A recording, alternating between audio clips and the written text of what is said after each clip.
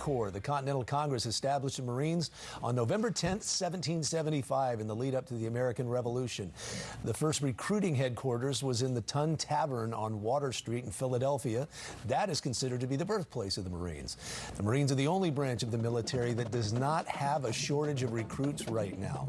And joining us now with more on the birthday is U.S. Marine and 49th Congressional District candidate Kate Monroe. Good morning, Kate. Good to see you again. Yeah, glad to be here on the Marine Corps birthday. Okay, so at what point did you realize you wanted to be a Marine?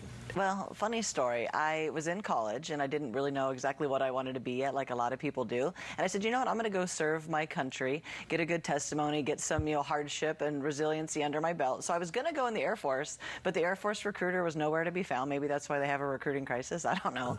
And the Marine recruiter was so happy to come out and talk to me. He was a good salesman, and it was the best decision that I ever made. I would never unwind that decision. It was great. You wore the uniform, and when you look back now, you're once a Marine, always a Marine. But Correct. When you look back now, how does it strike you, your decision that you made? Would you have done anything differently? I absolutely would not. I mean, I have said, many times on the news, I faced a lot of adversity. I got assaulted. I smashed my face, broke my right elbow, my right ankle. But I'm going to tell you, facing that adversity made everything else in my life easy. And to be able to say that I was in the Marine Corps is really something. It's different than just saying I served in the military. A Marine will always say, I'm a Marine. I was in the Marine Corps. And to be able to say that has been a defining thing in my life. I mean, I think even as I run for Congress, it really sets me apart from, all of my fellow Republican candidates, because I'm the only one of us that served, especially, and also served in the Marine Corps. So it was the best decision I ever made. What do you think is the reason that the Marines are the only branch of service that are not having a recruitment problem?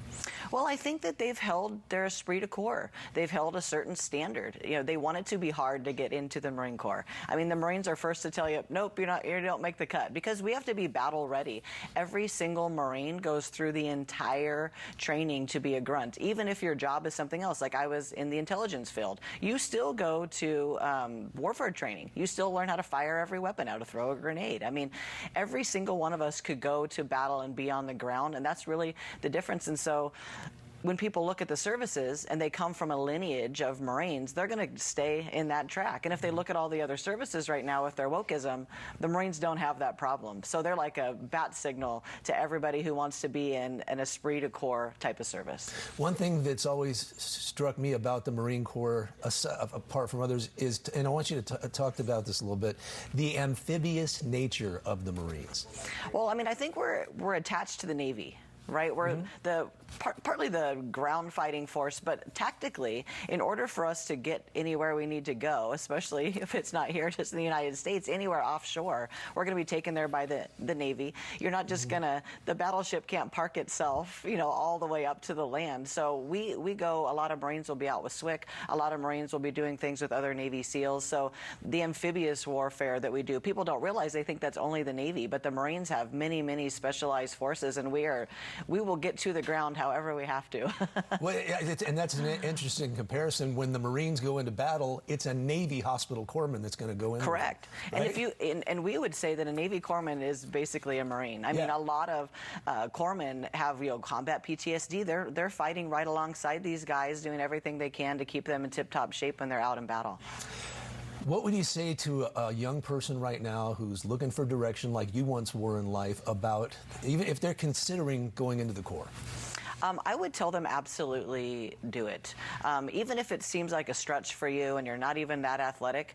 I was fairly athletic in high school, but this summer I spent 3 months running every day, swimming every day, doing pull-ups, getting myself, fitness level ready to go into the Marine Corps. I would tell you, anybody can be a Marine if you want to go all in. If you're willing to put in the sweat and the tears and the hardship that it's going to take, it will define your life. It will completely change the trajectory. I tell people, like, whatever path you're on, go into the Marine Corps, you're going to have a different final destination than you would otherwise, and you're more likely to become a CEO. You're more likely to become an entrepreneur, a business owner, something big in your life if you tackle that first. And it's always interesting when I go to MCRD to the graduation class. Yes. When they're marching, you can tell they've all had the same training and Correct. food for the last 3 months. They're all just dialed in.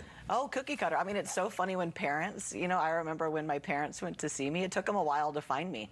I mean, it completely revolutionizes who you are. I mean, I had a Marine tell me the other day, a Marine Corps veteran, his son, he just watched his son graduate, and he said, I just can't believe how it completely revolutionized him. Like, he went in a kid and he came out a man. He goes, it was just really something that made them cry, and it was just, it's impressive what happens when you go serve. And in closing, is there anything you would like to say to your fellow Marines on this 248th birthday?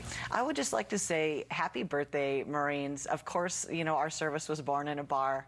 Totally makes sense, especially when you see us out in town today. But just have an awesome day. Ura and Semper Fidelis. All right. Kate Monroe, thanks for coming in and sharing, Kate. We appreciate it.